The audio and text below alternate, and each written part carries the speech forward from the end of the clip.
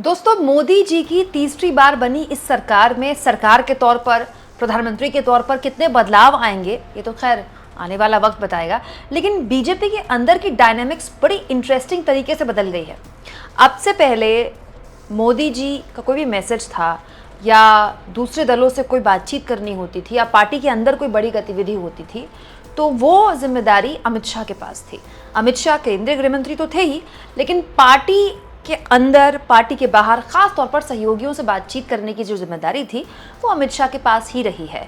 लेकिन इस बदले हुए डायनेमिक्स में राजनाथ सिंह का रोल बड़ा इंटरेस्टिंग है देखना। दोस्तों, राजनाथ सिंह अमित शाह से ज़्यादा एक लिबरल चेहरा है, एक ऐसा चेहरा है जो ज़्यादा सॉफ्ट स्पोकन है, जिनके बयानों पर ज़्यादा विवाद भी नहीं हुआ है हाल के दिनों में।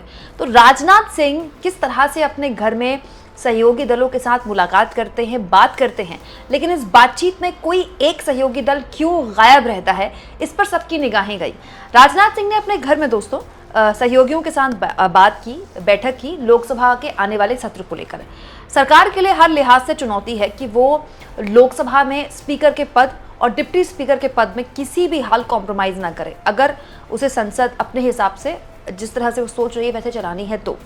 अब इधर विपक्ष लगातार आके दिखा रहा है, विपक्ष ये कह रहा है कि हम तो स्पीकर का चुनाव लड़ेंगे, स्पीकर का चुनाव होगा और डिप्टी स्पीकर का पद तो हमको हर हाल में चाहिए। हालांकि इससे पहले भी गठबंधन की सरकारों में डिप्टी स्पीकर के पद विपक्ष के पास रहे हैं और अब तो विपक्ष पहले से कहीं ज़्यादा मजबूत है। लोकसभा के अंदर विपक्ष कहीं ज़्यादा मजबूती से अब निकल कर आया है। तो ऐसे में जाहिर तौर पर दोस्तों बीजेपी के आगे चुनौतियां हैं। आज से पहले वाला दौर थोड़ी है कि आप किसी को भी लोकसभा के अध्यक्ष के तौर पर नामित कर दो और उसको बड़ी इजीली हर कोई एक्सेप्ट कर लेगा। इसे लेकर राजनाथ सिंह ने अपने घर में मुलाकात की, बातचीत की। यहाँ पर जेडीयू के ललन सिंह मौजूद थे, इसके अलावा चिराग पासवान भी मौजूद थे।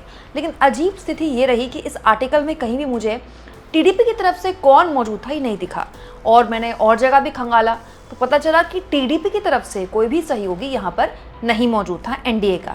अब बड़ा सवाल ये है दोस्तों कि टीडीपी कुछ दिन पहले ये भी जानकारी दे चुकी है। इंडियन एक्सप्रेस के हवाले से मैंने आपको एक खबर दिखाई थी जिसमें टीडीपी के स्पोक्स पर्सन ने, टीडीपी के प्रवक्ता ने बताया था कि एनडीए के सारे घटक दल बैठेंगे, सर्वसम्मति से किसी नाम पर सहमति बनाएंगे। टीडीपी अभी भी अपनी मांग पर अड़ा हुआ है कि स्पीकर या डिप्टी स्पीकर दोनों में से एक पद तो उसको चाहिए ही चाहिए। स्पीकर पद वो नहीं छोड़ना चाहता। वाजपेयी की सरकार के दौरान ये पद टीडीपी के पास रहा है, लेकिन तब से लेकर अब तक बीजेपी में बहुत कुछ बदल चुका है और तब से लेकर अब तक जो ट्रस्ट डेफिसिट है एनडीए के अंदर वो भी बहुत बदल चुका है। तब वाजपेयी थे जिन्होंने 19 दलों का गठबंधन वाली सरकार चला ली और ये मोदी जी हैं जिनके पास इतने सहयोगी भी नहीं है, लेकिन उसके बावजूद भी इस सरकार को लेकर तमाम तरह की अटकलें लगाई जाती हैं। तो बड़ा सवाल ये है दोस्तों कि स्पीकर के पद को लेकर जो दोहरी चुनौती सरकार के अंदर, पार्टी के अंदर बीजेपी झेल रही है, इससे क्या मैसेज निकल कर आता है। मैसेज पहला तो ये कि it's not a cake walk, it's not that easy.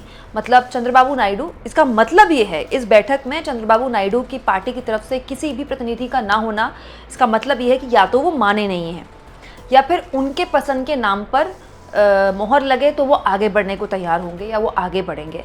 क्या ऐसा कोई नाम सामने आ सकता है जिसमें चंद्रबाबू नायडू की भी चल जाए और बीजेपी को भी ये एहसास हो कि उनके नेता को ही आगे नामित किया गया है, या फिर बीजेपी को यहाँ कहीं कॉम्प्रोमाइज़ करना पड़ेगा कि स्पीकर या डिप्टी स्पीकर दोनों में से एक पद सहयोगी को दिए जाए।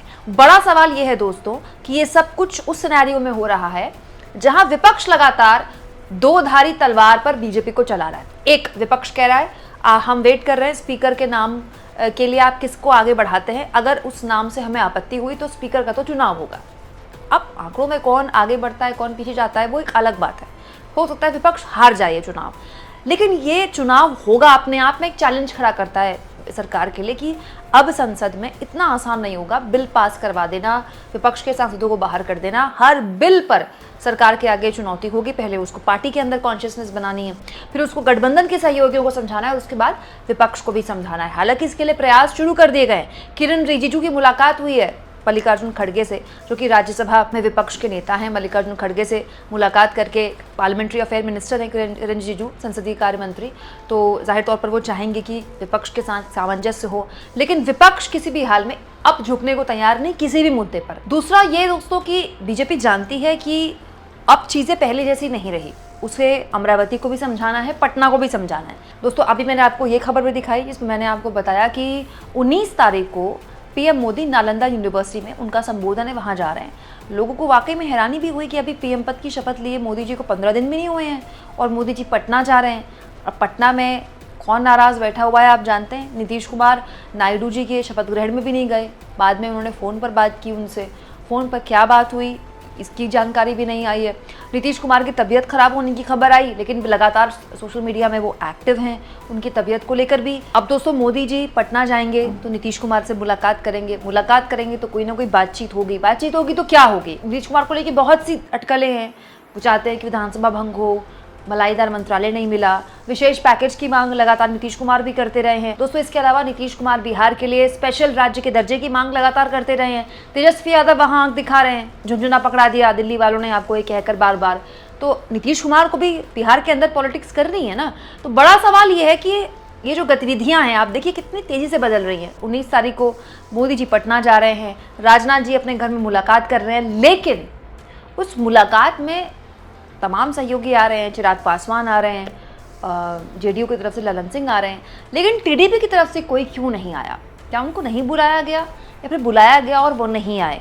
और नहीं आए तो क्यों नहीं आए? क्योंकि जितना इम्पोर्टेंट जेडीयू है बीजेपी के लिए, इस सरकार के लिए, उतना ही इम्पोर्टेंट टीडीपी भी है। और टीडीपी लगातार स्पीकर को लेकर जिस तरह से अड़ी हुई है और इंडिया गठबंधन हवा दे रहा है कि अगर बीजेपी वाले नहीं माने तो हम आपके स्पीकर को आगे समर्थन देने को तैयार है।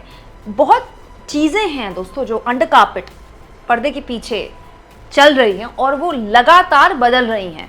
देखते देखते देखिए कैसा ट्रांजिशन आया है बीजेपी के अंदर कि बीजेपी की बड़ी मीटिंग्स, सहयोगियों के साथ बारगेन की मीटिंग्स, सहयोगियों के साथ बातचीत अमित शाह की जगह राजनाथ सिंह कर रहे हैं और मोदी जी पटना जा रहे हैं। ये सब कुछ शपथ ग्रहण के 15 दिन के अंतर्गत हो रहा है। आगे देखिए चीज़ें बीजेपी के अंदर और किस लेवल पर बदलती है।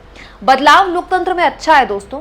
हर पार्टी को इतना लचीला होना चाहिए कि वो अपने अंदर और अपने सहयोगियों की बातें सुने और साथ में संसद के अंदर विपक्ष की आवाज़ को भी स्पेस दें। अब तक ये नहीं हुआ है और मोदी जी को इस बात की कमी खलती रही है कि उनका विरोध नहीं होता।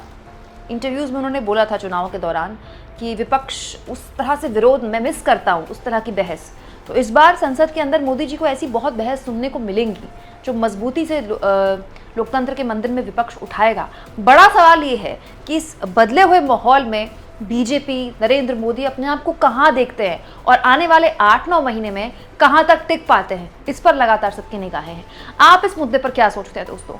कमेंट बॉक्स में ज़रूर लिखें और जितना हो सके चैनल को शेयर करें, सब्सक्राइब करें और थैंक्स और ज्वाइन के ऑप्शन से अगर आप चाहें तो कुछ आर्थिक मदद भी चैनल की ज़रूर करें।